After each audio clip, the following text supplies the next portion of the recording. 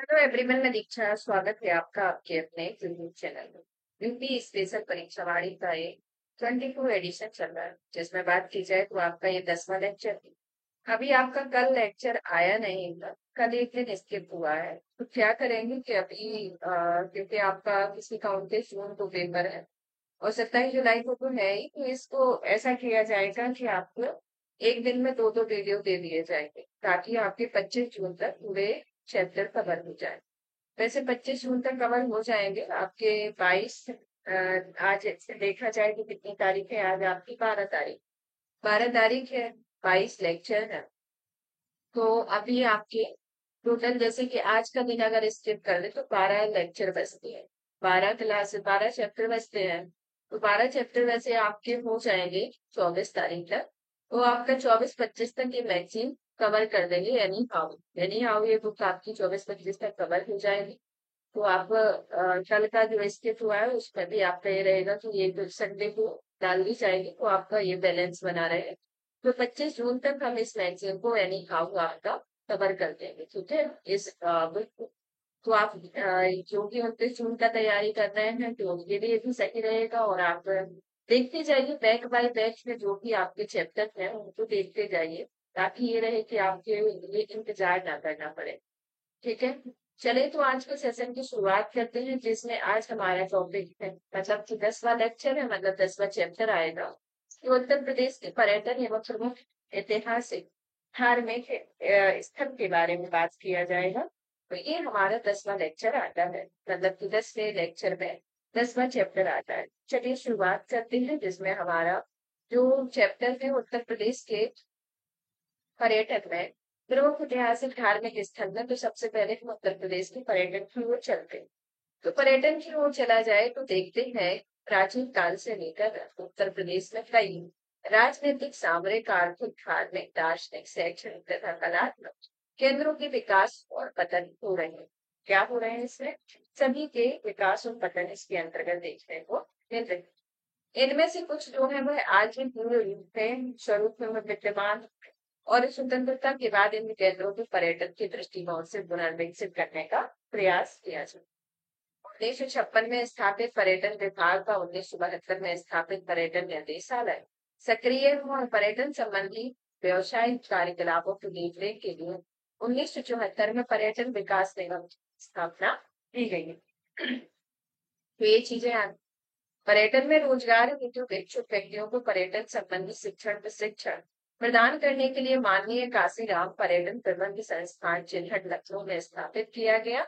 और इसके अतिरिक्त अलीगढ़ में भी एक फूड क्राफ्ट इंस्टीट्यूट भी स्थापित किया गया। तो क्या किया गया? एक तो आपका लखनऊ में स्थापित किया गया, दूसरा अलीगढ़ में आपका फूड क्राफ्ट इंस्टीट्यूट को स्थापित किया जाता है। प्रदेश में पर्यटन के विकास को वर्ष 1998 में प्रख्यापित किया जाता है। कब किया जाता है? 1998 में। और राज्य पर्यटन नीति में 7 परिपथ चयनित किए जाते हैं, जिनमें से आता है पहला परिपथ ब्रज परिपथ, जिसके अंतर्गत आपका मथुरा, वृंदावन, आगरा, श्री कृष्ण की लीलाओं से जुड़े क्षेत्र है। दूसरा आता है बुंदेलखंड परिपथ, जहाँ पर झांसी, ललितपुर, देवगढ़, काले जरूर उसके निकटवर्ती क्षेत्र है, चित्रकूट के निकटवर्ती क्षेत्र। फिर आते हैं बौद्ध परिपथ, जहाँ पर भगवान बुद्ध से जुड़े अवशेष है। विंध्य पर्वत, जहाँ पर विंध्याचल तथा सोनभद्र से जुड़े क्षेत्र है।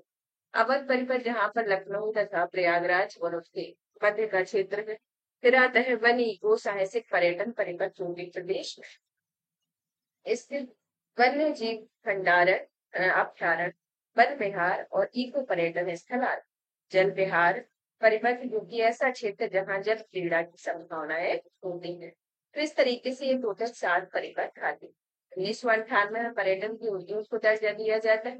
और 2000 से 2001 के बीच में पर्यटन में पर्यटन पुलिस की गठन कर आगरा, वाराणसी, लखनऊ में इसे तैनात किया जाता है, जो आगे चलकर झांसी, प्रयागराज, मथुरा में पर्यटन पुलिस की तैनाती होती है। और केंद्र द्वारा कुशीनगर व श्रावस्ती में TFSO का भी तैनाती की जाती। तो इस तरीके से इस पर्यटन के बारे में और जून 2015 तक आती आती ग्रामीण पर्यटन नीति की घोषणा की जाती है, जिसके तहत ऐसे किसी ग्राम को पर्यटक ग्राम के रूप में, यानी कि ऐसे किसी ग्राम को पर्यटक ग्राम के रूप में विकसित करने के लिए अधिकतम 2 करोड़ रुपए, जिसमें से 1 करोड़ प्रति वर्ष तक की धनराशि स्वीकृत कर दी है और 1 वर्ष में अधिकतम 3 ग्राम चयनित किए जाए। 2016 में प्रख्यापित नई पर्यटन नीति के तहत उद्देश्य है पर्यटन उद्योग का बहुमुखी विकास किया जाना था और 2017 में प्रदेश सरकार के परिवर्तन के फलस्वरूप 2018 में ही इसके स्थान पर नई पर्यटन नीति 2018 लाई गई। प्रदेश में सर्वाधिक विदेशी पर्यटक आगरा, लखनऊ, कानपुर, वाराणसी शहरों में आते हैं और कानपुर नहीं होगा, आगरा, लखनऊ और वाराणसी में सर्वाधिक पर्यटक आते हैं और हेरिटेज आर्ट के रूप में इसे विकसित करने का निर्णय लिया गया, जिनमें से 12 में से 15 जिलों का दायरा शामिल किया गया है। हेरिटेज आर्ट के तहत इन तीनों नगरों में सड़क सहित सभी स्तर के बुनियादी ढांचे विकसित किए जा रहे हैं। यूपी हेरिटेज टूरिज्म नीति को अमली जामा पहनाने के लिए पुलिस पुरानी इमारतों को हेरिटेज होटल में परिवर्तित करने का प्रयास भी किया गया। राज्य पर्यटन विभाग द्वारा चलाई गई डिस्कवर योर रूट्स योजना के तहत भारतीय मूल के विदेशियों के लिए भारतीय पूर्वजों की खोज की जाती है और 2008 में मई 2008 में राज्य के महानगरों तथा पर्यटन स्थलों पर पर्यटकों को होम स्टे के रूप में आरामदायक सस्ती आवासीय सुविधा उपलब्ध कराने के उद्देश्य से केंद्र द्वारा शुरू की गई incredible India bed and breakfast योजना राज्य के पर्यटन विभाग द्वारा क्रियान्वित की गई।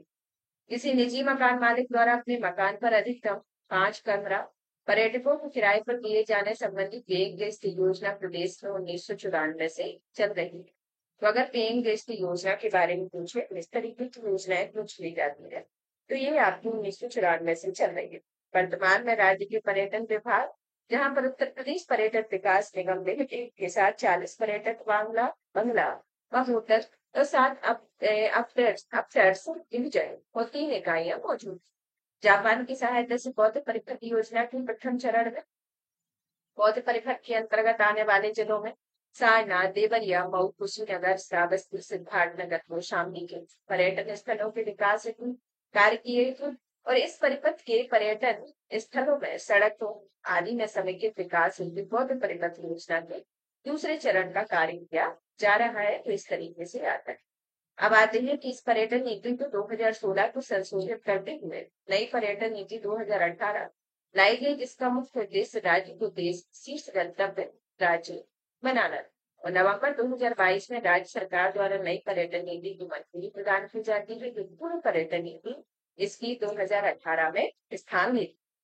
इस पर्यटन नीति में 22 पर्यटन स्थल गतिविधियों में होटल, होम स्टे, निकायां, जलाशय, वेलनेस, टूरिज्म आदि के पर्यटन का दर्जा दिया गया और उत्तर प्रदेश पर्यटन नीति 2022 के तहत वर्तमान में प्रदेश में कुल 12 सर्किट इसमें शामिल है। चलिए तो एक एक करके उत्तर प्रदेश के 12 सर्किटों के बारे में जान लेते हैं, जिसमें आपका पहले नंबर पर देखते हैं रामायण सर्किट के बारे में, जिसमें आपका आएगा अयोध्या, चित्रकूट, संगमेरपुर, विजयपुर, महावीर, सुल्तानपुर, पिट्ठू, कानपुर अन्य आएंगे। कृष्ण ब्रज सर्किट के अंतर्गत मथुरा, वृंदावन, गोवर्धन, गोकुल, बरसाना, नंदगांव, बलदेव मंदिर, मथुरा में महावन, मथुरा व अन्य स्थल ब्रज के विकास द्वारा चिन्हित। बुद्धिस्ट सर्किट के अंतर्गत आपका कपिल वस्तु, सारनाथ, कुशीनगर, कौशाम्बी, श्रावस्ती, संकसा, चरण खेड़ा, देवदह, रामगढ़, ग्राम अन्य wild life and eco tourism के अंतर्गत जैसे ये आपका नेशनल पार्क, तो एकमात्र national park tiger reserve, Mangarh tiger reserve. तो इस तरीके से यहाँ पर Kataniya Ghat conservation reserve, wild life sanctuary, bird sanctuaries और झीलें सब इसमें आए। फिर आते हैं बुंदेलखंड सर्किट में, इसके अंतर्गत चरखारी, चित्रकूट, कालिंजन, झांसी, ललितपुर, बांदा, महोबा, हमीरपुर, जालौन अन्य आएंगे। महाभारत सर्किट में हसनापुर, कानपुर, नई छत्रपति, मथुरा, कौशाम्बी, गोंडा, लाक्षागृह, खंडिया आएंगे इत्यादि आएंगे। शक्तिपीठ सर्किट के अंतर्गत विंध्यवासिनी देवी, अष्टभुजा, कालीपुर, विंध्याचल, पाटेश्वरी देवी, पाटन, ललिता देवी, कड़ावासी, ज्वाला देवी, शाकुंभरी देवी इत्यादि ये सभी आएंगे। आध्यात्मिक सर्किट के अंतर्गत आएंगे आपके गोरखपुर, बलरामपुर, गाजीपुर, हथियाराम, परपुरा, गौरिया, मथुरा, संतरदास स्थल, मौनी बाबा, चुचनपुर, पौहारी बाबा आश्रम, ऋषि आश्रम, त्रिवेणी संगम, भारद्वाज आश्रम, दुर्गेश्वर मंदिर, गोला, गोकर्ण, बटेश्वर, हनुमान धाम इत्यादि आएंगे आध्यात्मिक सर्किट के अंतर्गत। सूफी कबीर सर्किट के अंतर्गत देखा जाए तो आपका जाए समेठी, मगहर, संत कबीर नगर, देवा शरीफ, बाराबंकी, दरगाह सूफी सायसरी, खान काहे की निजारिया, लहर तारा आश्रम इत्यादि आएंगे। जैन सर्किट में आएगा आपका देवगढ़, हस्तिनापुर, बटेश्वर, रामतिल में, शिव पार्श्वनाथ, चंद्रप्रभु, बाहुबली, जैन मंदिर, मंगलायतन जैन मंदिर इत्यादि आएंगे। क्राफ्ट या सिल्क सर्किट के अंतर्गत आएंगे मार्बल इनले, बजरदोजी आगरा, विलास क्राफ्ट मुर्दाबाद, विलास नगर मेटल वर्क, गिटारकसी क्राफ्ट, ईटन क्राफ्ट इत्यादि ये इसके अंतर्गत आएंगे क्राफ्ट या सिल्क सर्किट। स्वतंत्रता संग्राम सर्किट में आएंगे आपके मेरठ, शाहजहांपुर, काकोरी, बागपत, इमली, फतेहपुर, चोरी चोरा, मड़ुआ, टावर बस्ती इत्यादि आएंगे। तो इस तरीके से टोटल आपके 12 सर्किट आएंगे। बौद्ध परिषद के तहत देखा जाए तो दिसंबर 2013 में मैत्रेय योजना का शुभारंभ होता है। तो कौन सी योजना रहती है? मैत्रेय योजना कब चलाई जाती है? दिसंबर 2013। कुशीनगर में बुद्ध की 500 फीट भव्य ऊंची प्रतिमा बनाई गई है, जिसमें प्राथमिक और उच्चतर शिक्षा के लिए विशाल और आधुनिक संस्थान, एक निःशुल्क चिकित्सा सुविधा, एक आई ध्यान चिंतन मंडप, फव्वारे विलास पार्क और अतिथि का निर्माण किया गया। 2014 में इको पर्यटन नीति भी प्रख्यापित की गई, जिसमें वन विभाग द्वारा इको पर्यटन की दुधवा राष्ट्रीय उद्यान की फेरी में, राष्ट्रीय चंबल वन्यजीव विहार आगरा इटावा में, सुलेहगा वन्यजीव विहार बलरामपुर में, कतरनिया घाट वन्यजीव विहार बहराइच में, लाख बहुन पक्षी अभ्यारण्य कन्नौज, नवाबगंज पक्षी विहार उन्नाव, सरसई नावरझील इटावा, सीताद्वार श्रावस्ती में विकास किया गया। प्रदेश में चल रही प्रो पुअर टूरिज्म योजना हेतु वित्त पोषण विश्व बैंक द्वारा किया गया। यूनेस्को की मूर्त विश्व धरोहर स्थल सूची में शामिल 3 स्मारक में आपका ताजमहल 1983, आगरा का 1983, फतेहपुर सीकरी 1986 आता है। और अमूल सांस्कृतिक विरासत के अंतर्गत शामिल राज्यों में रामलीला, सिटी ऑफ म्यूजिक के रूप में और कुंभ मेला आते हैं। तो इस तरीके से इनको शामिल किया गया है। अब आते हैं और अन्य के बारे में बात करें तो इसमें दर्शनार्थियों की सुविधा हेतु विंध्याचल में अष्टभुजी एवं काली कुंभ, चित्रकूट में हनुमान धारा पर निजी क्षेत्र के सहयोग हेतु रोपवे संचालित है, जबकि मथुरा के बरसाना में रोपवे प्रस्तावित है। विदेशी पर्यटकों के लिए प्रदेश के महत्वपूर्ण दर्शनीय स्थलों में ताजमहल, आगरा फोर्ट, अयोध्या राम मंदिर, वाराणसी, काशी विश्वनाथ मंदिर, प्रयागराज आएगा। दिसंबर 2023 में राज्य सरकार द्वारा पीपीपी के आधार पर आगरा, मथुरा में हवाई परिक्रमा हेतु हेलीकॉप्टर सेवा आरंभ की गई है, जो देश के किसी धार्मिक स्थल की पहली हवाई परिक्रमा है। और उत्तर प्रदेश पर्यटन विभाग की टैगलाइन यूपी नहीं देखा तो इंडिया नहीं देखा, तो इस तरीके से ये चीजें अब आते हैं प्रमुख ऐतिहासिक और धार्मिक पर्यटन स्थल की, जिसमें पहले नंबर पर आता है आपका अतरंज खेला, उत्तर प्रदेश के एटा जिले में काली नदी के तट पर स्थित है। वह इंसान ने इसे तिलोसान कहा हुआ है और अनुसूचियों के अनुसार इस राज्य की नींव राजा बैन ने डाली थी, जहां से जैरिक में तूफान की संस्कृति से लेकर गुप्त काल तक के अवशेष मिले। और यहाँ अवशेष मुख्यतः चित्रकूट विद्वान संस्कृति से संबद्ध है। यहाँ लोग प्रयोग दत्ताकार अग्निकों का उत्थान की खेती के भी प्रमाण मिलते हैं। तो ये आपका अतरंज खेड़ा के अंतर्गत आता है। फिर आते हैं आगे की ओर, चलते हैं राज्य की पर्यटन नीतियों के बारे में। तो राज्य की पर्यटन नीतियों के बारे में बात करें तो इसमें उत्तर प्रदेश पर्यटन नीति जो आपकी आती है कब? 1998 में। प्रदेश की पहली पर्यटन नीति है जो 7 प्रमुख पर्यटक परिपथ शामिल है।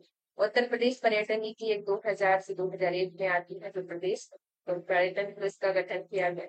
उत्तर प्रदेश ग्रामीण पर्यटन नीति 2015 में आती है, जिसमें प्रति वर्ष 3 गाँव में ग्राम पर्यटन को विकसित किया जाता है और अधिकतम 2 करोड़ रुपए प्रदान किए जाते हैं।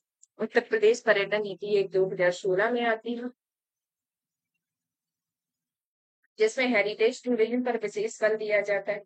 उत्तर प्रदेश पर्यटन नीति एक 2018 में आती है, जो 2023 में प्रदेश के शीर्ष गंतव्य पर्यटन राज्य बनाना।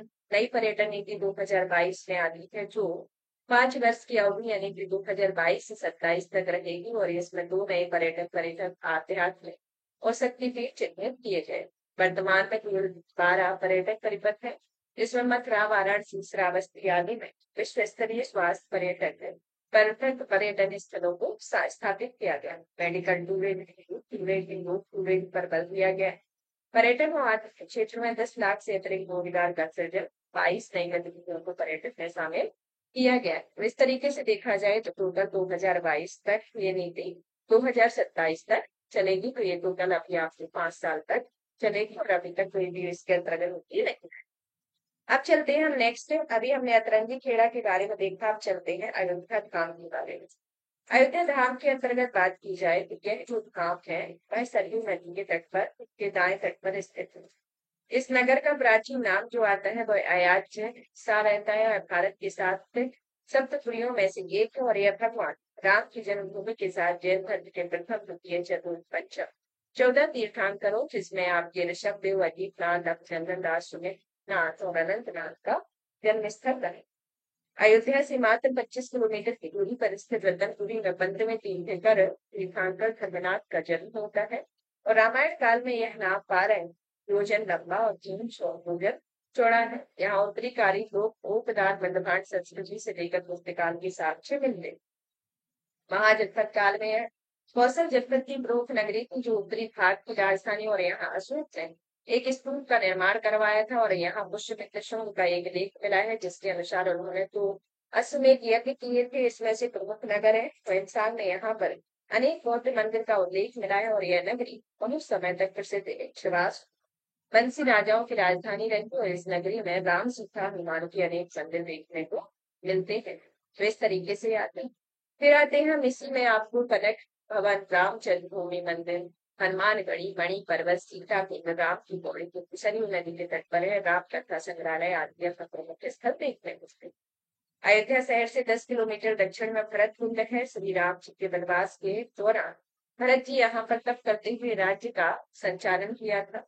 पूर्वांचल के ताजमहल के रूप में विख्यात बहू बेगम का मकबरा यहाँ पर है और अयोध्या के नागेर इलाके में स्थित है। इसका निर्माण अवध के नवाब सिराजदौला द्वारा अपनी पत्नी बहू बेगम के लिए कराया गया। अब चलते हैं अहिछन्य के बारे में, जो कि आपका बरेली जिले में स्थित रामनगर में इसकी स्थापना की गई है। पहचान, यहाँ मेघवानी संस्कृति से लेकर गुप्तोत्तर युग के साक्ष्य मिले हो और महाजनपद काल में भाग उत्तरी पांचाल की राजधानी थी और अशोक ने यहाँ पर एक स्तूप बनवाया था और यहाँ से मित्र की उपाधि वाले सिक्के, कुषाणों के सिक्के, गुप्त काल की यमुना की एक मूर्ति मिली हुई। आलमगीरपुर, जो कि उत्तर प्रदेश के मेरठ के समीप हिंडन नदी के किनारे स्थित है और आलमगीर को उत्खनन से प्राप्त अवशेष जो आते हैं वह सिंध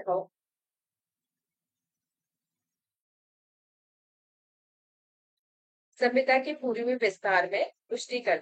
यह स्थल उत्तर हड़प्पा का केंद्र भी है। आलमगीरपुर से कपास उत्पादन के साक्ष्य प्राप्त हुए। उत्तर प्रदेश में गठित तीर्थ विकास परिषद के बारे में बात करें तो श्री अयोध्या जैन जी तीर्थ विकास परिषद अयोध्या में है और इसके अध्यक्ष मुख्यमंत्री है। इन सभी के अध्यक्ष जो है वो मुख्यमंत्री जी आएंगे। चाहे देवी पाटन तीर्थ परिषद जो बलरामपुर में है, उत्तर प्रदेश प्रेस तीर्थ विकास परिषद मथुरा में, विद्य धाम तीर्थ विकास परिषद मिर्जापुर में, चित्रकूट धाम तीर्थ विकास परिषद चित्रकूट धाम करनी में, नैमिसारण धाम तीर्थ विकास परिषद सीतापुर में, श्री शुक्र तीर्थ विकास परिषद आपका मुजफ्फरनगर। तो ये सभी मुख्यालय अलग अलग है। ये अलग अलग तीर्थ परिषद है और इन सभी के अध्यक्ष कौन होते हैं? सीएम होते हैं, यानी कि मुख्यमंत्री होते हैं। कपिल वस्तु की ओर चला जाए तो कपिल वस्तु जो है उत्तर प्रदेश के सिद्धार्थ नगर जिले में प्रभाव में स्थित है। यह स्थान सिद्धार्थ नगर शहर से लगभग 20 किलोमीटर दूरी पर नेपाल सीमा में स्थित है और यह बौद्ध काल के कपिल वस्तु साक्य गणराज्य की राजधानी थी और गौतम बुद्ध के पिता सुद्धोधन यहाँ के शासक। यहाँ से इन्होंने एक प्राचीनतम बौद्ध स्तूप और उसके भीतर रखी हुई बुद्ध की अस्थियों से युक्त एक पाषाण मंजूषा प्राप्त होगी और यह मंजूषा पर ब्राह्मी लिपि में एक लिखा हुआ है, जिससे स्पष्ट होता है कि इसका निर्माण शाक्यों ने करवाया। और यहाँ बहुत स्तूप उन 8 स्तूपों में से एक है जिनका निर्माण बुद्ध के परिनिर्माण के तुरंत बाद करवाया गया था और वर्तमान में स्तूप के अवशेष मनसा लखनऊ संग्रहालय में सुरक्षित रखे गए। यहाँ पर उत्तरी काली उपदान मृदभांड युग के अवशेष प्राप्त होते हैं और यहाँ सम्राट अशोक ने इस पवित्र स्थल की यात्रा की और यहाँ सालरगढ़ पुरातात्विक स्थल से कुषाणकालीन सिक्के मिलते हैं। गढ़वालिया पुरातात्विक स्थल से राजा शुद्धोधन के राजमहल के भगवान वाराणसी मार्ग, वैशाली पुरस्पुर मार्ग का एक प्रमुख केंद्र स्थल है और इसलिए कपिल वस्तु ने आर्थिक व्यापारिक सक्रियता के साक्ष्य मिले और महावस्तु के अनुसार कपिल वस्तु में अनेक प्रकार के सिद्धि कुछ। लुम्बिनी की ओर चला जाए तो लुम्बिनी में गौतम बुद्ध का जन्म होता है, जो महाराजगंज जिले के नौतनवा स्टेशन से 15 किलोमीटर दूरी नेपाल में स्थित है। वर्तमान में इसे लुम्बिनी देव कहा जाता है और अशोक ने अभिषेक अपने 20वें अभिषेक पर इस स्थल की यात्रा की और यहाँ के लोगों को वर्ग जाकर 1/8 करता है। यहाँ पर जो एक लेख स्तंभ युक्त शिलालेख गड़वाया गया जिसके शीर्ष भाग में अश्व की मूर्ति थी जो अपना अस्तित्व हो चुकी है, तो इसके अंतर्गत ये हो किया है। अब आते हैं आगे की ओर, तो देखते हैं कि प्रसिद्ध चीनी यात्री क्वेंसन जिन्होंने इस स्थल की यात्रा की और अशुभोस की। बुद्ध चरित्र में भी इस स्थल का उल्लेख बुद्ध के जन्म स्थल के रूप में किया जाता है। कौशाम्बी जो कि है नगर प्रयागराज के दक्षिण पश्चिम में स्थित 7 किलोमीटर यमुना नदी के तट पर स्थित है और यहाँ पुराणों के अनुसार हस्तिनापुर के राजा निशंचु ने हस्तिनापुर के गंगा के प्रवाह न बह जाने के बाद इस नगर की स्थापना की और यह आर्थ नगरीय स्थल भी था और यहाँ पर वत्स महाजनपद की राजधानी थी जिसका राजा उदयन। यहाँ कुषाण शासक हिमकेटफिसस व कनिष्क के सिक्के प्राप्त होते हैं और भू शासक बोरमान के आक्रमण पर इस स्थल को बेहद क्षति पहुंची और यहाँ पर घोषित आराम विहार यानी कि इसका निर्माण घोषित नामक श्रेष्ठी के द्वारा किया जाता। अशोक व समुद्रगुप्त का प्रयाग स्तंभ लेख है जिनमें अकबर ने प्रयागराज के किले को स्थापित किया और यह बौद्ध पथ का केंद्र था जिसमें राजा उदयन किला अवशेष घोषित आराम विहार अवशेष दिगंबर जैन मंदिर यहाँ के दर्शनीय स्थल है। छठे जैन तीर्थंकर पवित्र का जन्म यही होता है और प्रसिद्ध जैन तीर्थ प्रभासगिरी प्रभुशा यहाँ से 10 किलोमीटर दूरी पर स्थित है और यहाँ पर महावीर स्वामी को माता सखी ने दीक्षा दिया। तो इस तरीके से देखा जाए तो इनके बारे में आता है। अब चलते हैं कोयल के बारे में। कोयल या कोल जो कि अलीगढ़ जिले में स्थित है। भारत में तुर्कों के आगमन के समय इनमें राजपूतों का प्रभुत्व स्थापित होता है। कुतुबुद्दीन ऐबक ने 1192 में कोयल पर अधिकार स्थापित किया और कोयल की नगर वैभव की प्रशंसा करते हैं और सुल्तान बहलोल लोदी के समय कोयल का स्थानीय शासक ईसा खान बहलोल की आदेश का स्वीकार कर लिया। कड़ा के बारे में जो कि जय छठे जैन तीर्थंकर पदम प्रभु मध्यकालीन सन मलुक दास की जन्म स्थली कड़ा प्रयागराज से 64 किलोमीटर पश्चिम में गंगा तट के कौशाम्बी जिले में स्थित। गंगा यमुना द्वाब तथा प्रमुख व्यापारिक मार्ग पर अवस्थित होने के कारण मध्यकाल में इसका आर्थिक महत्व है जिस कारण सल्तनत एवं मुगल काल में यह एक महत्वपूर्ण एक नायाब पद। सुल्तान जलाउद्दीन खिलजी के समय कड़ा का सूबेदार अलाउद्दीन खिलजी हुआ करता। कड़ा सिंह अलाउद्दीन ने 1296 ईस्वी में अपना देवगिरी अभियान संपन्न किया और 1296 में कड़ा में सुल्तान जलाउद्दीन खिलजी की हत्या कर अलाउद्दीन गद्दी पर आसीन हुआ। तो इस तरीके से ये प्रक्रिया चली और इन्होंने दिल्ली का सुल्तान इसको घोषित किया जाता है। फिर कड़ा क्षेत्र में सुल्तान मोहम्मद बिन तुगलक ने स्वर्ग द्वार की स्थापना की और शहजादा सलीम को 1602 में अकबर के विरुद्ध विद्रोह करके कड़ा दुर्ग में शरण ली और 1765 की संधि के अनुसार अवध के नवाब शुजाउद्दौला ने अंग्रेज कंपनी को कड़ा क्षेत्र को सौंप दिया। कालेंजर के बारे में बात करें तो प्रदेश के बांदा जनपद में स्थित कालेंजर है। पूर्व मध्य युग में यहाँ राजपूतों का शासन था। 1022 ईस्वी में महमूद गजनबी ने कालेंजर को पराक्रांत किया। 1202 ईस्वी में कुतुबुद्दीन ऐबक ने चंदेल शासन परमल को कालेंजर पराजित किया और 1545 ईस्वी में कालेंजर के सैन्य अभियान में बारूद विस्फोट से शेरशाह सूरी की मृत्यु हो जाती है और 1569 में शासक रामचंद्र को पराजित कर कालेंजर पर आधिपत्य कर लिया जाता है जिसका सामरिक महत्व सदैव है। कालपी जिस स्थल के बारे में बात करें तो यह जालौन जिले में यमुना नदी के तट पर स्थित है और इसमें 10वीं शताब्दी में कालपी में चंदेलों का शासन स्थापित हुआ और 12वीं शताब्दी के अंत में कुतुबुद्दीन ऐबक ने कालपी को दिल्ली सल्तनत का अंग बना दिया। रोसा है तुगलक के पश्चात एक स्वतंत्र मुस्लिम राज्य बन गया और अकबर के समय यह मुगल साम्राज्य एक प्रमुख नगर था और यहाँ पर बीरबल का जन्म होता और यहाँ से बीरबल के रणमहल तथा मुगल टकसाल के अवशेष भी प्राप्त होते हैं। अब चलते हैं काशी वाराणसी की ओर जो कि प्रदेश या देश के ही नहीं बल्कि संसार के प्राचीनतम नगरों में से एक। वरुणावासी नामक 2 नदियों के मध्य स्थित होने के कारण इसका नाम वाराणसी पड़ता है। इसका उल्लेख वैदिक ग्रंथों महाभारत और रामायण में भी मिलता है जबकि प्रथम उल्लेख अथर्व वेद से प्राप्त होता है। 6ठी शताब्दी ईस्वी पूर्व में सोडास जहाँ जनपदों में काशी के लोग महाजनपद था और बुद्ध काल के ग्रंथों में काशी की प्रस्तुत चर्चा भी प्राप्त होती। महाभारत के अनुसार काशी की स्थापना दिवोदास नामक राजा के द्वारा की जाती और यह विद्या के केंद्र के रूप में प्राचीन काल से प्रसिद्ध है। शैव धर्म का प्रमुख केंद्र तथा हिंदू धर्म की एक महत्वपूर्ण धार्मिक नगरी के रूप में सदैव प्रतिष्ठित रहा और जैन धर्म के 7वें और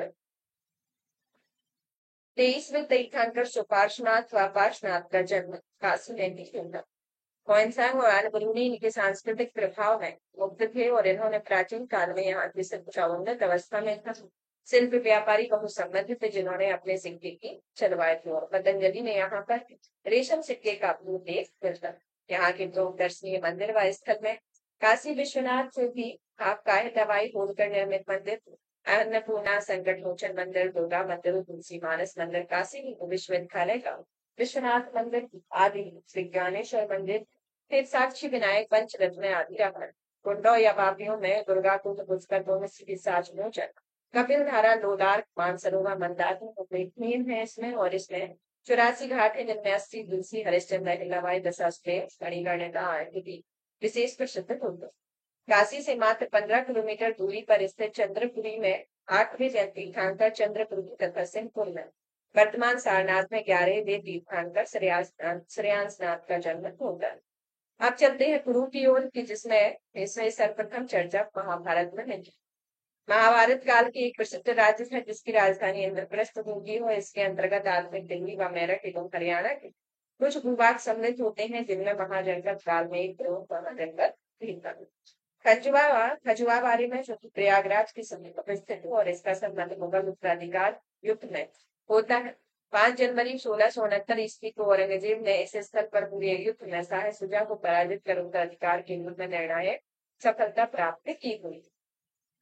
गढ़कुंडार के बारे में, ये झांसी जिले में अवस्थित गढ़कुंडार पर एक पूर्व मध्यकाल में परमारों का आधिपत्य था, लेकिन बाद में चंदेलों का अधिकार हो गया था।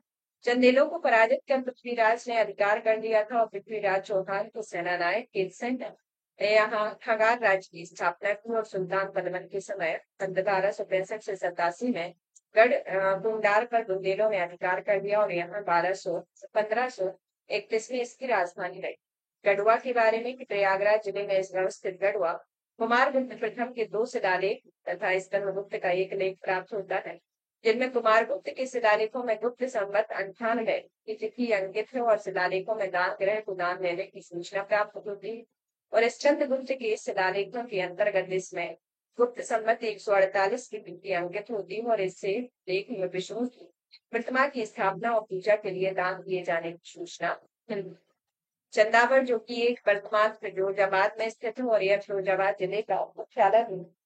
1194 ईस्वी में कन्नौज के गढ़वाल नरेश जयचंद्र को मोहम्मद गोरी यहीं पर युद्ध में पराजित करते हैं। चुनार के बारे में, चुनार जो आता है विंध्य पहाड़ी में गंगा नदी के तट पर मिर्जापुर जिले में स्थित है। मध्यकाल में सामरिक रूप से महत्वपूर्ण चुनार से पूर्वी भारत का नियंत्रण रखा जाता है और यह चंदेलों का शासन यहाँ पर।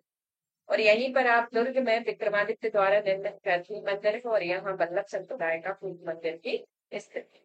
नेक्स्ट आता है जौनपुर के बारे में, जिसकी स्थापना सुल्तान फिरोज शाह तुगलक के द्वारा 1158 ईस्वी में मोहम्मद बिन तुगलक उर्फ जौना खान के सम्मान में की जाती।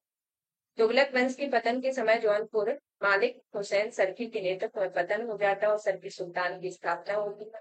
और जौनपुर अपनी सांस्कृतिक गतिविधियों एवं स्थापत्य कला के लिए चर्चित रहे जिसमें साहित्य स्थापत्य में अटाला मस्जिद, लाल दरवाजा, जामा मस्जिद आदि का संगीत कला के लिए जौनपुर के सुल्तानों का योगदान चिरस्मरणीय रखता है। इन्हीं विशेषताओं के कारण जौनपुर को सिराज ए हिंद और दूध का सिराज भी कहा जाता है। झांसी के बारे में बात करें तो जो कि एक मध्यकालीन नगर है जिसकी स्थापना 1631 ईस्वी में ओरछा शासक वीर सिंह बुंदेला के द्वारा की जाती है। 1732 ईस्वी में जैतपुर युद्ध के बाद झांसी स्थानीय ओरछा शासक छत्रसाल द्वारा पेशवा बाजीराव प्रथम को सौंप दिया जाता है और झांसी पर मराठों का प्रभुत्व स्थापित हो गया। रानी लक्ष्मीबाई झांसी के स्वतंत्र राज्य के शासक गंगाधर राव की पत्नी थी जिन्होंने 1857 ईस्वी में महान विद्रोह किया और अपनी वीरता और साहस का लोग अंग्रेजों से स्वीकार कराकर भारत में स्वतंत्रता संग्राम में वीर गति प्राप्त हुआ। झांसी में लक्ष्मीबाई का महल, महादेव मंदिर व मेहदी बाग आदि एक प्रसिद्ध स्मारक रहे हैं। तो इस तरीके से ये आता है। अब आते हैं आगे की ओर तो देखते हैं देवगढ़ की ओर चलते हैं। देवगढ़ जो कि आपका ललितपुर में स्थित है। ललितपुर में आपका आता है, ललितपुर में यह बेतवा के किनारे यह देवताओं का किला, गढ़ किला कहा जाता है देवगढ़ को, और ये बेतवा नदी के किनारे स्थित हिंदू और जैनियों और दोनों के बीच महत्वपूर्ण स्थान है। यहाँ पर गुप्तकालीन हिंदू मंदिर और मूर्तियों के साक्ष्य मिलते हैं जिनमें विष्णु का दशावतार मंदिर सर्वाधिक है। जो ईंट स्थापत्य का सुंदर प्रतीक है, यहाँ 31 जैन मुनियों का समूह जिनमें 11वां और 12वां मंदिर और विशेष है। इन जैन मंदिरों के अलावा यहाँ गजेंद्र मोक्ष वराह मंदिर, सिद्धि की गुफा, राजघाटी नाहर घाटी भी दर्शनीय है और देवगढ़ से जैन तीर्थंकर ऋषभ देव की पुत्री ब्राह्मी द्वारा उत्तरी लिपियों के साक्ष्य तथा चंदेलों के अभिलेख भी यहाँ मिलते हैं। फिर आते हैं पांचाल की ओर, जो कि राज्य वर्तमान बरेली, बदायूं, फर्रुखाबाद जनपदों में भूमि पर बसा हुआ है और महाभारत काल में यहाँ के राजा द्रुपद थे, जिनकी रंगकन्या द्रौपदी हुआ करती।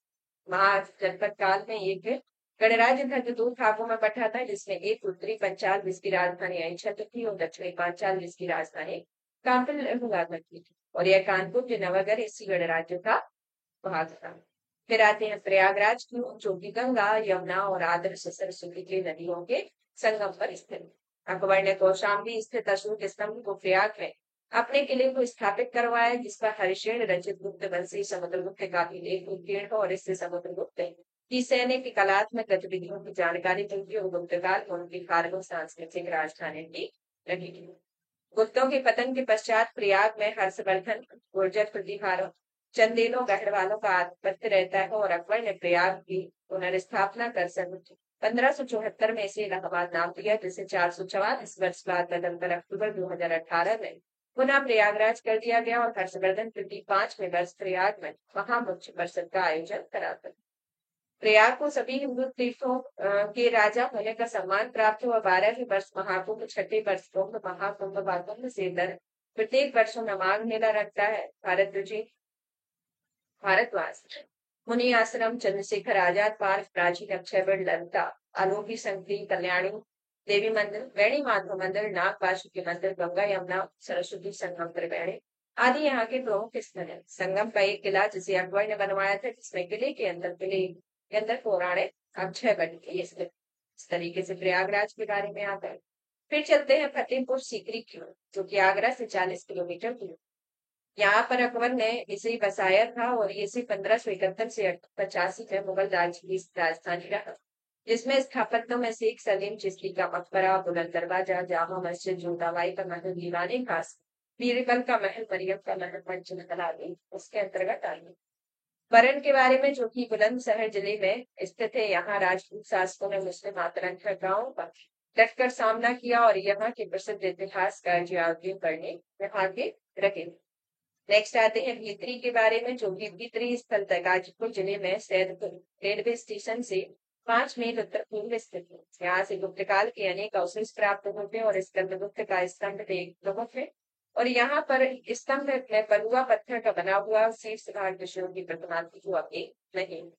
अब चलते हैं भीतरगांव, जो कि कानपुर देहात जिले में स्थित भीतरगांव गुप्तकालीन शैली अर्थात ईंट और पत्थरों से निर्मित मंदिरों के भगवान अवशेष के कारण प्रसिद्ध है। मंदिर चंद्रगुप्त द्वितीय का विक्रमादित्य के काल में बना।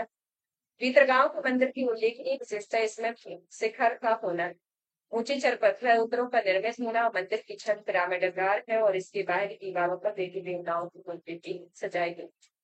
बांसखेड़ा खेड़ा, जो कि शाहजहांपुर जिले में गंगा नदी के तट पर स्थित बांसखेड़ा से 628 के ईस्वी तक ताम्रपत्र मिला है, जिससे हर्ष की वंशावली, शासनिक संरचना आदि की जानकारी प्राप्त होती है। और यहाँ पर हर्ष के हस्ताक्षरों की अनुलिपि भी उत्कीर्ण की गई है। कहाँ पर? बांसखेड़ा, जो कि शाहजहांपुर में स्थित है। फिर चलते हैं आगे की ओर, तो हम देखते हैं यहाँ पर आपका बदायूं जो आता है वह सल्तनत काल के अंतर्गत सर्वाधिक महत्वपूर्ण इक्ता था। सुल्तान बनने से पूर्व में इस बदायूं का ही इक्तदार था और प्रसिद्ध सूफी संत शेख निजामुद्दीन औलिया और अकबर का इतिहास का अब्दुल कादिर बदायूं यहाँ के निवासी थे। दिल्ली लखनऊ मार्ग की यही का प्रमुख केंद्र हुआ करता। मेरठ के बारे में, जो कि हरदस्त के एक किला निर्मित राजपूत सरदार थे, उनके द्वारा एक किला निर्मित किया जाता। 12वीं शताब्दी के अंत में कुतुबुद्दीन ऐबक ने मेरठ को दिल्ली सल्तनत का भाग बना दिया। दूसरा है तुगलक ने अशोक स्तंभ से उठवा कर दिल्ली में स्थापित किया और 10 मई 1857 को मद्रास विद्रोह के विस्फोट में मेरठ में हुआ। यहाँ के प्रमुख है पर्यटन स्थल में शहीद स्मारक, पांडव किला, रोमन कैथोलिक चर्च, नंगली तीर्थ, द्रौपदी रसोई यहाँ के प्रमुख पर्यटन स्थल। फिर आते हैं आगे की ओर मांडली की ओर। मांडली मुजफ्फरनगर जिले में स्थित सैंधवकालीन सोने के छल्ले, मिट्टी के बर्तन टुकड़े और ईंट से प्राप्त हुई है जो हड़प्पा सभ्यता के संबंधित है। महोबा 831 ईस्वी में चंदेल राजाओं में महोबा ने अपनी राजधानी बताया और चंदेलों का राज्य जयजात थी जिसे जुझोत के नाम से प्रसिद्ध था। चंदेलों द्वारा निर्मित स्थापत्य अवशेषों में इसलिए ऐतिहासिकता प्रकट हुई। 24 तीर्थंकरों की प्रतिमाएं भी यहाँ प्रमुख दर्शनीय स्थल है। राजघाट पर जो कि वाराणसी नगर का उपस्थान है। उत्तरी कालीन मरथान संस्कृति के अवशेष प्राप्त होते हैं। सारनाथ जो कि बौद्ध संप्रदाय व मौर्य कला संबंध यहाँ प्राचीन स्थल वाराणसी से 12 किलोमीटर उत्तर में स्थित है जो पूर्व में ऋषिपत्तन के नाम से जाना जाता है। और यहाँ ज्ञान प्राप्ति के बाद भगवान बुद्ध का प्रथम उपदेश धर्म चक्र परिवर्तन सारनाथ में होता है। तो इस तरीके से सारनाथ के बारे में फिर चलते हैं हम आगे की ओर। तो सारनाथ में ही फाइयान के द्वारा यात्रा की जाती। तो इंसान के समय सारनाथ तीर्थवाद का प्रमुख केंद्र हुआ करता था और मध्य युग में गढ़वाल शासक की रानी कुमार देवी ने यहाँ बिहार और संगाराम बनवाए थे और 11वें तीर्थंकर श्रेयांस नाथ की जन्मभूमि से पूरी होगी वर्तमान सारनाथ में स्थित है। रमेक स्तूप, चौखंडी स्तूप, मूलगंध गुदी विहार, धर्मराज का स्तूप, सद धर्म चक्र विहार, मृगदाव पक्षी विहार, जापानी कोरियाई थाई बर्मी चीनी बौद्ध मंदिर, जैन मंदिर, सारंगनाथ मंदिर यहाँ के दर्शनीय स्थल।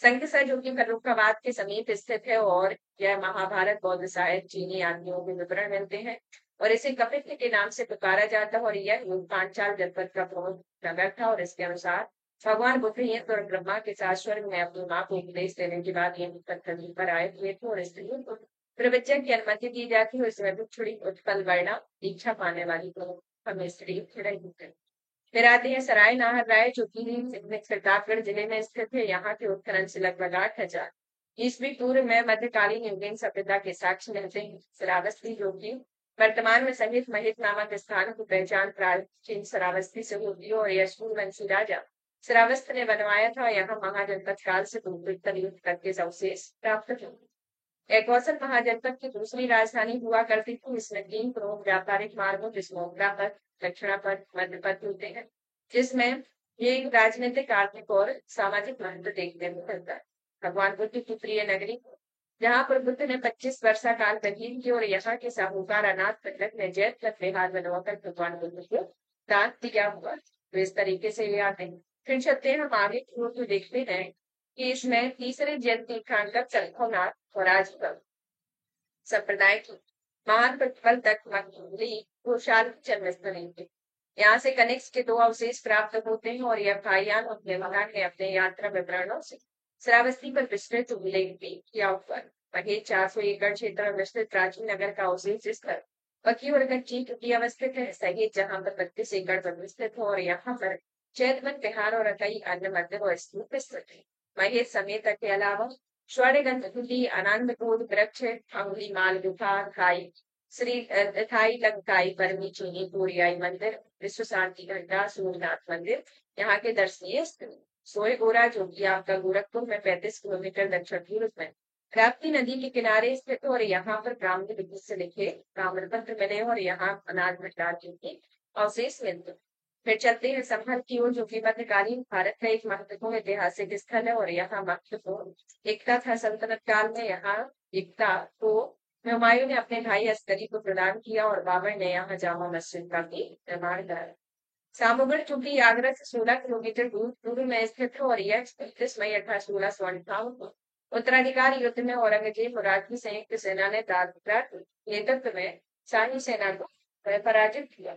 फिर चलते हैं सिकंदरा की ओर जो कि आगरा के समीप स्थित सिकंदरा मुगल बादशाह अकबर के मकबरे के लिए प्रसिद्ध है और यहाँ पर अकबर ने अपने जीवन काल में इसका निर्माण प्रारंभ कर दिया था और इसे 1613 ईस्वी में यह काल में पूर्ण किया जा चुका। इस मकबरे में बौद्ध स्थापत्य की शैली का भी प्रभाव दृष्टिगत होता है। फिर चलते हैं हुलास की ओर जो कि सहारनपुर में स्थित। यहाँ से उत्तर हड़प्पा के युग से संबद्ध अवशेष प्राप्त होते हैं और यह मध्यमान संस्कृति के प्रमाण भी यहाँ पर देखने को मिलते हैं। फिर आते हैं आगे की ओर हुलास खेड़ा जो कि आपका लखनऊ जनपद में है। यहाँ से कुषाण काल से लेकर गुप्त काल तक के भौतिक अवशेष प्राप्त होते हैं और इसमें सर्वाधिक उल्लेख आपका कुषाणकालीन अवशेषों का मिलता है। 200 मीटर लंबी सड़क, सुनियोजित जल निकासी की व्यवस्था, कारगिल की स्वर्ण प्रतिमा, चांदी के आहस्ते, 3 कुषाण शक्ति भी रहते। अतरंगी खेड़ा, हुलास खेड़ा से गुप्तकालीन अवशेष प्राप्त होते हैं और इससे हुई भगवान सिवेश में बतावे सिक्के मिलते हैं और गुप्त लिपि में कुछ मोहरें, हाथ दांत की कंघी, मोहर छाप, 17 घड़ी वाली लोहे की अंडाकार वस्तुएं इनमें। मथुरा की गणना सप्त महापुरियों में होती है। वर्तमान मथुरा के सब मधुबन में पहले मधु और उनके पुत्र लवण का शासन हुआ करता था और चंद्र वंश में श्री कृष्ण की जन्म यहाँ पर महाजनपद युग में यह सूरसेन महाजनपद की राजधानी थी। कुषाण काल में उनके पूर्व साम्राज्य की राजधानी थी। प्राचीन काल में यह साटन वस्त्र निर्माण का प्रमुख केंद्र था और यहाँ विकसित सदी कला को मथुरा कला के नाम से जाना जाता है और इस केंद्र को बुद्ध की प्रथम मूर्ति बनाने का श्रेय भी दिया जाता है। फिर आते हैं 1670 ईस्वी में औरंगजेब ने यहाँ प्रसिद्ध कृष्ण मंदिर यानी कि वीर सिंह बुंदेला द्वारा निर्मित को ध्वस्त करवा दिया गया और इनको जाटों को नेता सूरजमल ने भरतपुर राज्य की स्थापना की। इसकी राजधानी मथुरा में ही बनाई। कृष्ण जन्मभूमि मंदिर, द्वारकाधीश मंदिर, विश्राम घाट आदि यहाँ के प्रमुख दर्शनीय स्थल रखे। फिर चलते आगे की ओर वृंदावन, जो कि मथुरा से 906 किलोमीटर दूरी पर स्थित। भगवान कृष्ण ने अपनी बाल लीलाएं की। यहाँ से बहुत से मंदिर हैं जो सर्वाधिक प्रसिद्ध गोविंद देव रंगनाथ जी का मंदिर, द्रवण शैली और सफेद पत्थर के मंदिर और गोविंद जीव मंदिर का निर्माण 1590 ईस्वी में महाराजा मानसिंह द्वारा कराया जाता है। जैसे बिहारी जी, राधा वल्लभ जी, राधा रमन जी, श्री गोपीनाथ जी, साहिब जी, अष्ट सखी जी यहाँ के प्रमुख मंदिर आते हैं। फिर आते हैं हम आगे की ओर।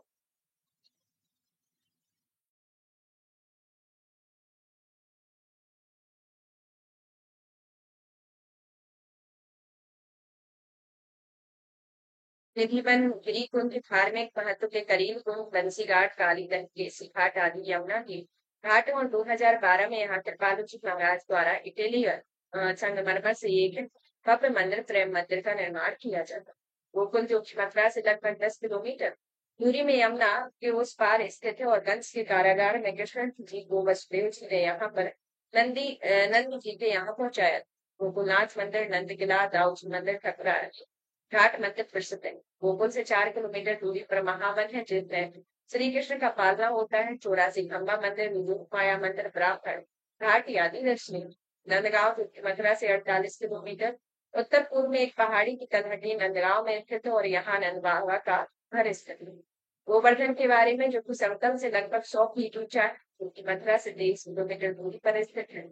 21 से 22 किलोमीटर और यहाँ राजस्थान में पड़ता है, जिनमें मानसी गंगा, राधा कुंड, श्याम कुंड सरोवर और कई पवित्र सरोवर और मंदिर।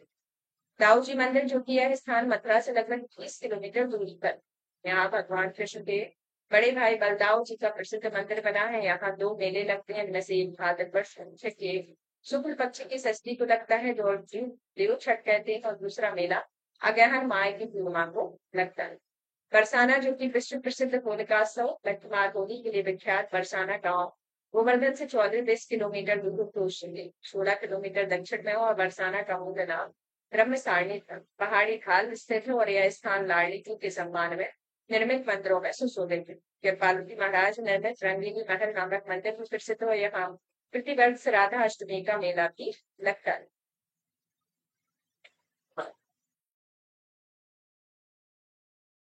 फिर चलते हैं बिठूर की ओर, जो कि कानपुर से 24 किलोमीटर दूर गंगा नदी के किनारे स्थित। प्राचीन काल में ब्रह्मपद तीर्थ कहा जाता है। महर्षि वाल्मीकि का आश्रम यहीं पर है। कार्तिक पूर्णिमा का मेला यहीं लगता है।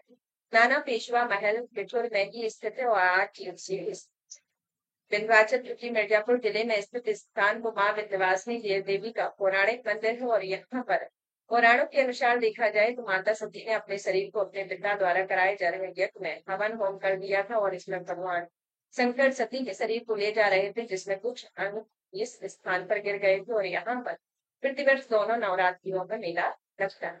सरदना, जो कि मेरठ से 30 किलोमीटर उत्तर पर पश्चिम में स्थित प्राचीन नगर है। यहाँ दक्षिण एशिया का अद्भुत चर्च और इन चर्च को बेगम समरूप ने बनवाया। श्रृंगी रामपुर, जो कि फर्रुखाबाद जिले में गंगा के दक्षिणी किनारे पर बसे श्रृंगी का एक मंदिर है और कहा जाता है कि श्रृंगी ने अपने सिर पर लगे सींगों को हटाने के लिए यहाँ तपस्या की हुई तो प्रतिवर्ष इस स्थान पर 2 मेले, एक कार्तिक दूसरा तीसरा दशहरा का लगता है। संगरवीरपुर, जो कि यह स्थान प्रयागराज नगर में लगभग 45 किलोमीटर दूर गंगा के बाएं तट पर स्थित है। अपने वनवास यात्रा के दौरान भगवान श्री राम ने यहाँ राजा और मित्र में साथ राजगृह कहने पर एक रात विश्राम किया था। फिर आते हैं नैमिषारण्य, जो कि सीतापुर शहर से लगभग 21 किलोमीटर दूर गोमती नदी के तट पर स्थित है और इस स्थान के बाएं में कथा प्रचलित है कि यहाँ ब्रह्मा जी ने सौनक ऋषि को दिया गया चक्र पृथ्वी में समा गया था। यहाँ पर 88,000 ऋषियों की तपोभूमि है। 30,000 तीर्थों का स्थान कहा जाता है। फाल्गुन मास में यहाँ लोग 84 कोस की परिसीमा करते हैं। यहाँ प्रमुख दर्शनीय स्थल है, जिसमें चक्र तीर्थ, बुद्धेश्वरनाथ मंदिर, शुद्ध गद्दी, व्यास गद्दी, चक्र नारायण मंदिर आदि आदि। यहाँ पर स्थित चक्र तीर्थ यानी कि गोलाकार जलप्रभु पृथ्वी का सर्वोपरि तीर्थ कहा जाता है और यहाँ की व्यास गद्दी नामक स्थल व्यास जी ने चारों वेदों के विभाजित किया, पुराणों की रचना की। शुद्ध गद्दी नामक स्थान पर शुद्ध ऋषि और सौनक आदि ऋषियों का संवाद हुआ। हनुमानगढ़ी के बारे में कहा जाता है कि हनुमान जी ने अहिरावण से राम लक्ष्मण को मुक्त कराकर पाताल तोड़ यहाँ पर प्रकट हुए। नैमिषारण्य से 10 किलोमीटर दूरी पर विस्तृत स्थित है। यहाँ पर महर्षि दधीचि ने अपनी अस्थि दान करने के लिए पूर्व समस्त तीर्थों में जल से स्नान किया था। यहाँ दधीचि कुंड, महर्षि दधीचि आश्रम और सीता कुंड दर्शनीय। फिर आते हैं ददरी, जो कि बलिया जिले में स्थित यह ब्रह्मा जी के पुत्र रंगू जी के शिष्य दरदरी मुनि की तपोभूमि रही। प्रत्येक वर्ष इस स्थान पर कार्तिक पूर्णिमा का मेला लगता है। पशुओं की भारी मात्रा में क्रय विक्रय किया जाता है और ऋषि यहाँ का एक मंदिर। गाजीपुर, जो कि प्रदेश में अफीम कारखाने के लिए विख्यात है, गाजीपुर जनपद की स्थापना है। यहाँ सैयद मसूद गाजी की हुई थी और स्कंद गुप्त का भीतरी स्तंभ में British governor general Lord Cornwallis की कब्र भी गाजीपुर में स्थित। गोला गोकर्ण नाथ, जो कि प्रदेश के दक्षिण पूर्वी से लगभग 35 किलोमीटर दूर पर स्थित है, विशाल झील है। यहाँ पर निकट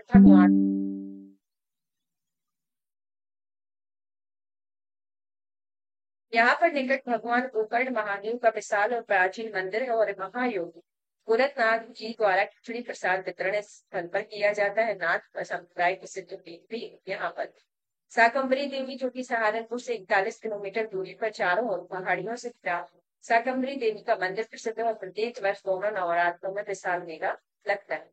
हस्तनापुर मेरठ, जो कि यह मेरठ से 33 किलोमीटर दूर स्थित है, इसमें पुरातात्विक स्थलों से गतहांड संस्कृतियों से लेकर मौर्योत्तर युग तक के साक्ष्य मिलते हैं। कौरवों की राजधानी है। फिर और यहाँ पर प्रसिद्ध जैन तीर्थ है, जहाँ जैनी लोगों की यह काशी कहा जाता है, जो 16वें 17वें 18वें तीर्थंकर का जन्म एवं दीक्षा यहीं पर होता है। देवबंद के बारे में, जो कि सहारनपुर में स्थित एक प्रसिद्ध कलात्मक और धार्मिक दुर्गा मंदिर है। यहाँ हल्दी भाषा में संबंध एक संस्थान दारुल सोरो या सुपर क्षेत्र, जो कि राजधानी हृदय में स्थित सोरो क्षेत्र देश के प्रथम प्रमुख तीर्थों में से एक है। पुराणों के अनुसार विश्व निर्माण की प्रक्रिया इनके निर्माण में हुई थी। वराय भगवान की एक प्रतिमा है। हरिपति भी यहाँ पर वराय घाट कहा जाता है और यहाँ पर श्री योगेश्वर, श्री सीताराम, श्री वटिकेश्वर नाथ के मंदिर प्रयागराज जैसा अक्षय वट है और पृथ्वी पर गंगा को लाने के लिए राजा महावीरथ ने यहाँ तपस्या की हुई थी और उनके नाम पर यहाँ पर एक मंदिर भी स्थित है। फिर आते हैं हम आगे की ओर, तो चलते हैं गढ़मुक्तेश्वर, जो कि हापुड़ जिले में गंगा नदी के तट पर स्थित प्राचीन काल में हस्तिनापुर नगर का एक भाग है। यहाँ पर मंदिर में झारखंडेश्वर नाम का प्राचीन शिवलिंग है। यहाँ कार्तिक पूर्णिमा का मेला लगता है। संत कबीर नगर जिले, जहाँ पर मखर संत कबीर का महाप्रणाय स्थित है, वह हिंदू मुस्लिम एकता का प्रतीक है और यहाँ पर कबीर दास की समाधि स्थल के करीब है उनके पुत्र कमाल की समाधि। सुप्रताल, जो कि मुजफ्फरनगर में स्थित है और यह स्थल वृक्ष के नीचे बैठकर महर्षि सुखदेव जी द्वारा राजा परीक्षित को भागवत कथा सुनाई थी। कार्तिक में पूर्णमास एकादशी पर हजारों भक्त यहाँ दर्शन के लिए आते। गोरखपुर, जो कि उत्तर प्रदेश में नगर राप्ती नदी के बाएं तट पर स्थित है, यहाँ से मासिक पत्रिका कल्याण का प्रकाशन होता है। गोरखपुर गीता प्रेस का प्रकाशन भी यहाँ पर होता है। बाबा गोरखनाथ मंदिर यहाँ के मुख्य दर्शनीय स्थल।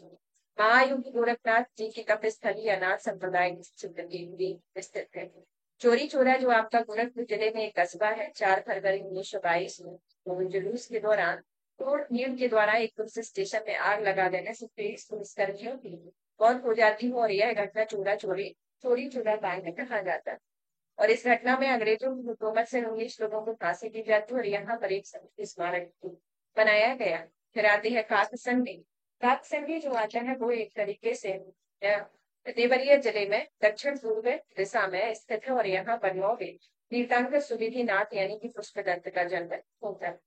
फिर चलते हैं पावानगर के बारे में, जो कि है कुशीनगर जिले में स्थित है। यहाँ महावीर स्वामी ने 468 सपूर्व में इसी स्थान पर अपने शरीर का त्याग किया और प्रत्येक पारंपरिक टोमा का यहाँ पर निर्माण महोत्सव मनाया जाता है। फिर चलते हैं आगे बहराइच टूर, जो कि यहाँ फकीर सैयद सालार मसूद गाजी की दरगाह है और यहाँ आक्रांता महमूद गजनवी का भांजा था। भारत आया हुआ था और इसने हजारों की संख्या में मुस्लिम एवं हिंदू अपनी मनोकामना पूर्ति के लिए यहाँ पर आ गई। यहाँ पर दर्शनीय स्थलों में मारी माता मंदिर, संघार मंदिर, कतरनिया घाट वन्य जीव प्रमुख आदि। चित्रकूट के बारे में, जो कि प्रदेश के दक्षिणी भाग में स्थित चित्रकूट वर्तमान में एक जिला और मंडल। वनवास काल में सीता राम लक्ष्मण जी ने 12 वर्ष के कुछ समय तक यहाँ निवास किया।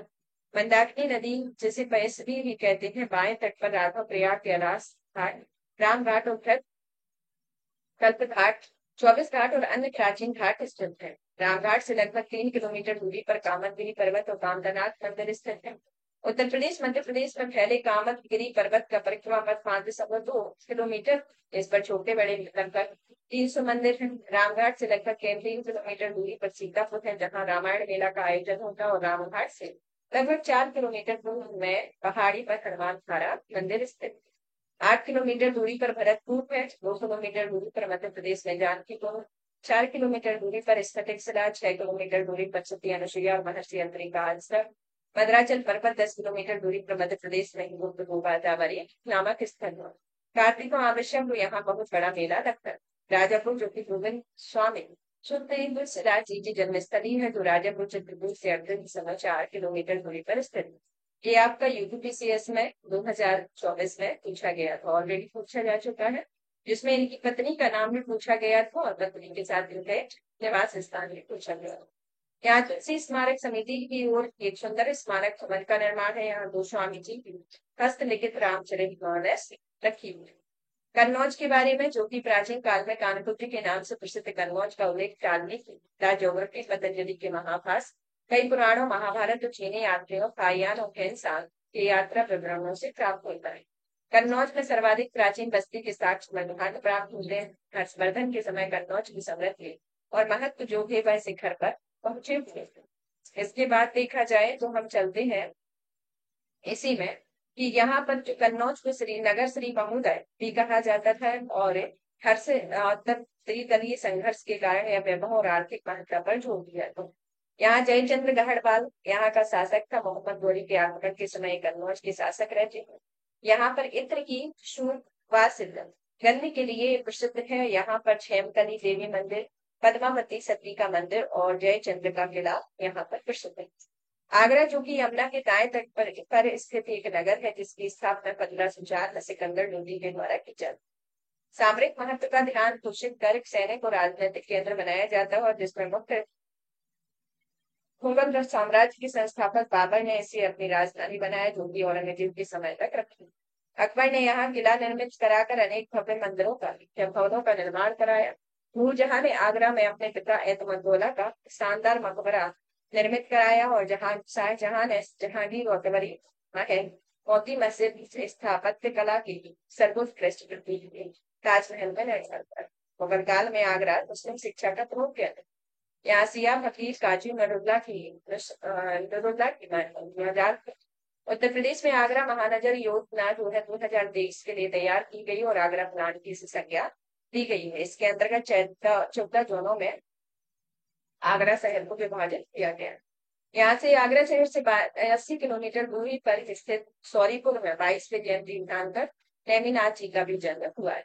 बाराबंकी, जो कि बोधेश्वर महादेव, बुद्धेश्वर महादेव, कोटवा धाम आदि प्रसिद्ध जैन तीर्थ है और यहाँ कहा जाता है कि लोधेश्वर महादेव जो आता है, इसकी स्थापना स्वयं महाराज युधिष्ठिर के द्वारा की गई।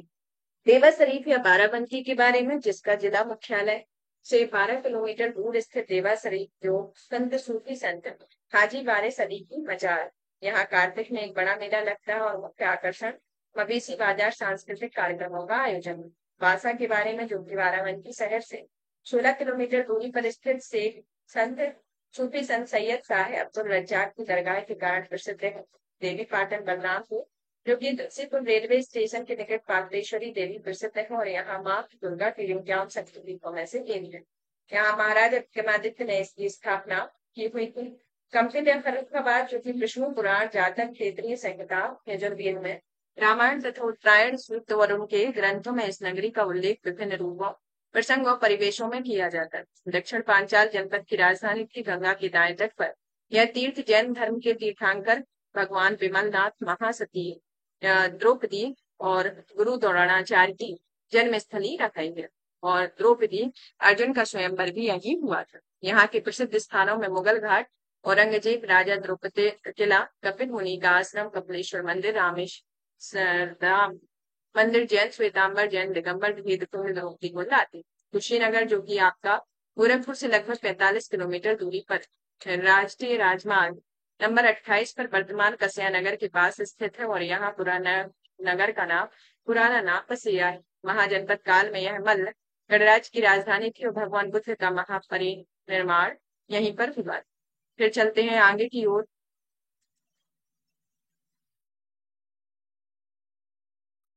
तो यहाँ पर और भी कई अशोक के स्तूप एवं विहारों का उल्लेख किया गया है, यानी कि निर्माण किया गया है।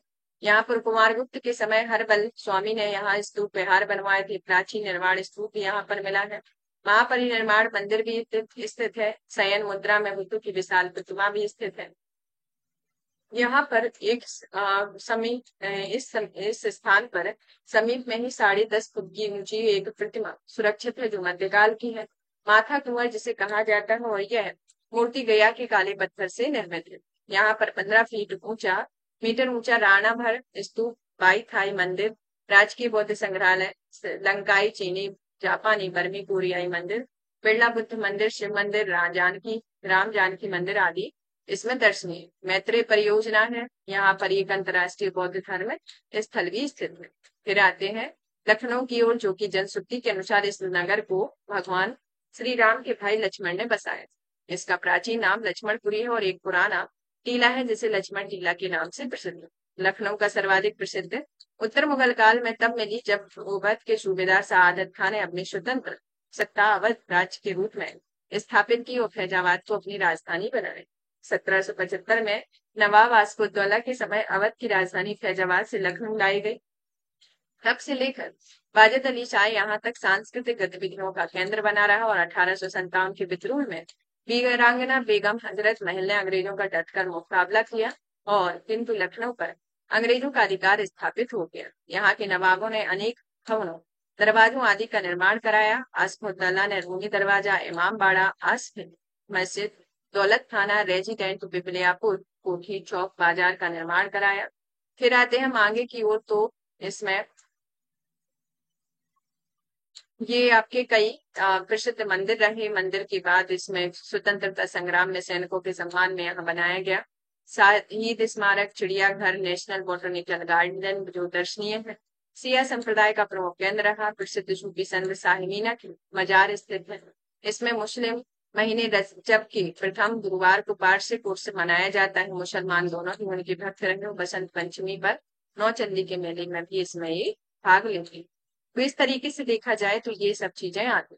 यहाँ पर हमने उत्तर प्रदेश के पूरे मंदिर स्थल सबको साथ में जाना, पूरी चीजें साथ में जानी। अब इसमें अलग अलग तरीके से सब जगह कौन सी किसकी अवस्थिति है तो हम ऑलरेडी जब डिटेल में पढ़ चुके हैं, तो इसको रिवीजन कर लेना, आप एक बार देख लीजिएगा। इन सभी को हम बता दिए हैं। तो इसमें आपका मकबरे भी जान लिए, इन सब के बारे में भी कि किसका कहाँ पर है, तो इन सबको भी ऑलरेडी देख चुके। अब प्रदेश की पर्यटन उपलब्धियों के बारे में बात करें तो प्रदेश सरकार ने पर्यटन की सुविधा के लिए राजधानी लखनऊ में दुधवा नेशनल पार्क तक जाने वाली हेलीकॉप्टर सेवा की शुरुआत। इसके अतिरिक्त लखनऊ, प्रयागराज, आगरा, मथुरा, कपिलवस्तु में हेलीपोर्ट्स की सुविधा भी उपलब्ध करवाई। सीतापुर में तैमीसारण तपोस्थली पर वेद विज्ञान अध्ययन की स्थापना की जाती है। गोरखपुर में परमहंस योगानंद जी की जन्मस्थली का पुनरुद्धार करने का निर्णय लिया जाता है। वर्तमान राज्य में यहाँ पर सरकार ने श्रृंगवीरपुर, निषाद राज गुफा पर्यटन स्थल, बहराइच और महादेव सुहेलदेव स्मारक स्थल का भी निर्माण कार्य किया। राज्य सरकार द्वारा पीपीपी मॉडल पर विभिन्न जनपदों जिनमें चित्रकूट, मथुरा की बरसाना मिर्जापुर के अष्टभुजा होली खोए रोपवे परियोजना की शुरुआत की गई। जनपद में फिरोजाबाद के सिरसागर ककरू कोठी महाराणा प्रताप 12.5 फीट अश्वारोही कांस्य प्रतिमा रही। इसकी स्थापना में गाजियाबाद में कैलाश मानसरोवर मंदिर का निर्माण किया गया और इसने पूर्व प्रधानमंत्री भारत रत्न श्री अटल बिहारी वाजपेयी जी के पैतृक ग्राम बटेश्वर आगरा में सांस्कृतिक संकुल का भी लोकार्पण किया हुआ है। तो इस तरीके से देखा जाए तो यहाँ पर ये चीजें आपकी फिनिश हुई। अब चलते हैं हम प्रश्नों की ओर। तो हमारा पहला प्रश्न जो आता है, ये क्वेश्चन आपके पूछे जाते हैं, ऐसा नहीं कि एक स्टोरी जैसा लगा तो आपसे क्वेश्चन पूछे नहीं जाते। ये सभी आपसे क्वेश्चन आते हैं, तभी हमने बहुत कम मतलब सोच चाहे तो आपको स्किप किया जा सकता है। लेकिन क्या होता है कि कभी कभी आपका अभी आप क्वेश्चन देखेंगे तो उसमें 20 से ही क्वेश्चन पूछे गए, तो जब आप थोड़ा डिटेल में पढ़ लेते हैं ना तो आपको फिर याद रहती हैं चीजें, कभी उसको स्किप नहीं किया गया। तो आप कोशिश कीजिएगा कि पूरी चीजों को अच्छे से सुने समझें, ताकि ये रहे कि आपके एग्जाम में अगर कोई क्वेश्चन आता है तो छूटे ना, क्योंकि हमारा टारगेट है कि हमें एग्जाम में अपना पेपर सॉल्व करना, या हमारा क्वेश्चन बनना चाहिए। तो ये चीजें हो जाती है तो वो आपके लिए फायदेमंद है। चलिए तो प्रश्न की ओर चलें। तो इसमें आता है कि आगरा शहर की स्थापना कौन करता है? सिकंदर लोदी के द्वारा की जाती है। हर्षवर्धन ने। दो महान धार्मिक संप्रदाय का आयोजन कहाँ किया गया? तो हर्षवर्धन के द्वारा कन्नौज प्रयाग में। हिंदू मुस्लिम एकता का प्रतीक सुलह कुल उत्सव कहाँ आयोजित किया जाता है? तो आगरा में। चोरी चोरा किस जिले में स्थित है? तो ये आपका जो आता है गोरखपुर में। इसमें एक और दो सुमेलित करने के लिए दिए गए हैं, गौतम बुद्ध नगर, ये सब चीजें सुमेलित करने को दी गई। तो गौतम बुद्ध नगर जो संबंधित है आपका किससे? नोएडा से। फिर आता है अम्बेडकर नगर अकबरपुर से, संत कबीर नगर आपका खलीलाबाद से, और सिद्धार्थ नगर नौगढ़ से। तो इसमें ऑप्शन सी है। नेक्स्ट आते हैं नैमिषारण्य कहाँ पर स्थित है? तो नैमिषारण्य आता है आपका सीतापुर में। महानिर्माण मंदिर कहाँ पर स्थित है? तो ये आपका कुशीनगर में। जौनपुर नगर की स्थापना किसके द्वारा की जाती है? मोहम्मद बिन तुगलक के द्वारा। श्री नगर महोदय श्री किस नाम से जाना जाता है? एक कन्नौज। उत्तर प्रदेश का प्राचीनतम जीवंत नगर कौन सा है? ये आपका वाराणसी है। सुमेलित कौन सा नहीं है? तो इसके अंतर्गत बताना है कौन सा सुमेलित नहीं है। तो ये श्रृंगवेरकुंड आपका बांधा से संबंधित नहीं है, बल्कि आपका दूसरा हस्तिनापुर मेरठ विंध्याचल मिर्जापुर देवासरी बाराबंकी से संबंधित। फिर चलते हैं हम आगे की ओर। तो इसमें आता है 12वें नंबर का क्वेश्चन, जिसमें आपको बताना है कि प्रसिद्ध सूफी संत हाजी वारिस अली शाह की मजार कहाँ लगती है? देवा शरीफ में। ये आप देखेंगे कि देखो डायरेक्ट ही क्वेश्चन आए हैं, आपका कुछ इधर उधर नहीं किया गया है, तो आपको अच्छे से सुन लेना है। थोड़ा स्टोरी है, थोड़ा बोरिंग है, बट फिर भी एक बार अच्छे से लिसन करना है। 1 से 2 बार सुन लेंगे तो आपका काम हो जाएगा। तो इसमें आपका आता है आपको दशावतार मंदिर कहाँ स्थित है? ललितपुर में स्थित है। फिर आता है आपका जो बाबा सोमनाथ मंदिर, सोमनाथ मंदिर कहाँ आता है? देवरिया में आता है। श्रृंगी ऋषि का मंदिर आपका फर्रुखाबाद में, और बड़ा मंदिर जो आता है कासगंज में। तो इस तरीके से देखा जाए तो आपका ऑप्शन ही हो। फिर आते हैं 14वें में, जिसमें उत्तर प्रदेश में जैन और बौद्ध धर्मों के तीर्थ स्थल के बारे में बताना है। तो इसमें आगा है आपका कौशाम्बी। जौनपुर शहर की स्थापना किसके द्वारा की जाती है? तो ये आपकी फिरोज शाह तुगलक के द्वारा। और फिर आता है कि प्राचीन स्थल जहाँ 60,000 ऋषि मुनियों ने संपूर्ण महाभारत का वाचन किया, तो ये आपका कहाँ पर है? नैमिषारण्य में। भारत का सिराज किसे कहा जाता है? जौनपुर को। फिर आते हैं 18वें की ओर, के महर्षि वाल्मीकि का आश्रम कहाँ स्थित है? बिठूर में। फिर आते हैं, ये मिलाने के लिए दिया गया है, तो मिलाते हैं। तो इसमें आपका जो कनक भवन अयोध्या में स्थित है, कामदगिरी चित्रकूट में, कालिंजर आपका माना में, और देवासरी बाराबंकी में। तो इस तरीके से ऑप्शन दी हुई। फिर चलते हैं 20 नंबर की ओर, जिसमें हम देखते हैं कि उदयन दत्ता की कथा किससे प्रचलित है? तो ये आपकी कौशाम्बी से। संत कवि मलूक दास थे, कौन रहे हैं ये? कड़ा कौशाम्बी से। गुरु गोविंद सिंह स्पोर्ट्स कॉलेज स्थित है कहाँ? लखनऊ में। कौशाम्बी स्थित प्रवास गृह स्थल का संबंध कहाँ से है? ये आपका जैन धर्म से स्थित है। फिर आता है निम्न में से कौन सा युग में सुमेलित नहीं है? तो इसमें आपका जी के मंदिर लखनऊ ये वाला सुमेलित नहीं है, बल्कि ये सभी सुमेलित। निम्न में से कौन सा विश्व धरोहर स्थल नहीं है? तो इसमें बताना है। तो ये आएगा अकबर का किला। फिर आते हैं इसमें सुमेलित करने के लिए दिया गया, तो सुमेलित करके बताना है। तो इसमें जैसे कौशाम्बी का कोशताराम आता है, क्या होगा? कौशाम्बी का कोशताराम होगा।